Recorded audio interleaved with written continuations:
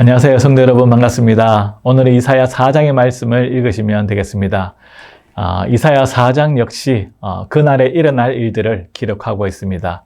1절은 혹독한 심판을 말씀하고 있지만 2절부터 6절까지는 심판이 지난 이후에 시온에 남아있는 자들에게 회복의 날이 선포되고 있습니다. 1절 말씀을 이렇게 기록하고 있습니다. 그날에 7 여자가 한 남자를 붙잡고 말하기를 우리가 우리 떡을 먹으며 우리 옷을 입으리니 다만 당신의 이름으로 우리를 부르게 하여 우리가 수치를 면하게 하라 하리라. 많은 남자가 전쟁에서 죽었기 때문에 7 여자가 한 남자를 붙잡고 애원하는 상황입니다. 여자가 남자의 이름으로 불리게 해달라는 것은 남편이 되어 달라는 것입니다. 그 시대에 여자가 혼자 있는 것 자체가 수치였기 때문에 아무 남자라도 붙잡고 생계는 부담하지 않아도 되니 내 남편이 되어 달라는 것입니다. 얼마나 참 비참하고 참 하나님의 그 심판이 얼마나 참혹한지 보여주는 것입니다.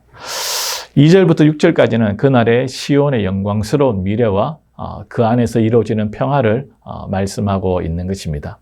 하나님이 이스라엘을 심판하지만 그들을 멸망하는 것이 목적이 아니란 것이죠. 그들을 회복시키고 구원하는 것이 하나님의 목적이라는 것입니다. 2절을 보시면 이렇게 말씀하고 있는 것입니다. 그날의 여호와의 싹이 아름답고 영화로울 것이요 그 땅의 소산은 이스라엘에 피난한 자를 위하여 영화롭고 아름다울 것이며, 즉 하나님이 구원하시는 그날에 여호와의 싹은 아름답고 영화롭다고 말씀하고 있습니다. 그날이 오면 하나님의 영광이 드러나며 기쁨의 시간이 찾아오게 된다고 말씀하는 것입니다.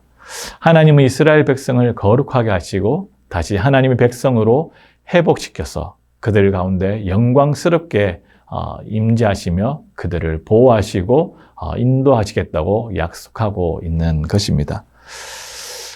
오늘 이사야 4장의 말씀을 우리가 읽으면서 기억해야 될 것은 하나님이 우리의 심판주뿐만 아니라 우리를 정결케 하시고 회복시켜 주시는 분임을 기억해야 하는 것입니다. 거룩하고 깨끗해야 할 백성이 더러움에 있다는 것은 바로 심판받아 마땅한 것입니다.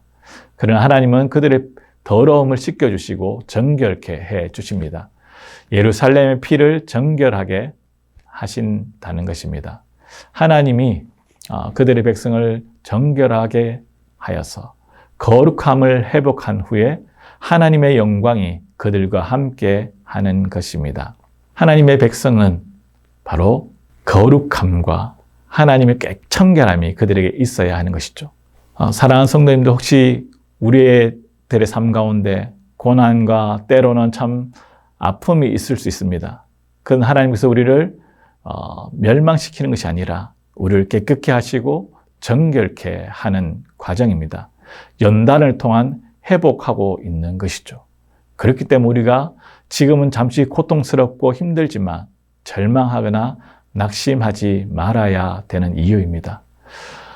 하나님이 우리를 반드시 정결케 하시고 영광스럽게 회복시켜 주실 것을 믿고 나아가는 것이 중요합니다. 그분의 뜻대로, 그분이 원하신 대로 우리를 빚어가실 것을 믿고 나아가는 우리 모든 성도들 될 수 있기를 주의 이름으로 축원드립니다. 기도하겠습니다. 참 좋으신 하나님 아버지, 감사합니다. 하나님께서 우리를 하나님의 자녀로 부르시고 우리가 이 땅 가운데 정말 구별된 삶을 살아가지만 때로는 넘어지고 때로는 세상과 타협하고 우리의 삶 속에 또한 더러움이 있음을 고백합니다. 그러나 하나님 앞에 나아갈 때 예수 그리스도의 그 피로 정결케 하시고 깨끗게 하여 주심을 믿습니다. 하나님, 우리를 연단하시고 정결케 하신 이후에 반드시 하나님의 그 영광스러운 모습으로 회복시켜 주옵소서.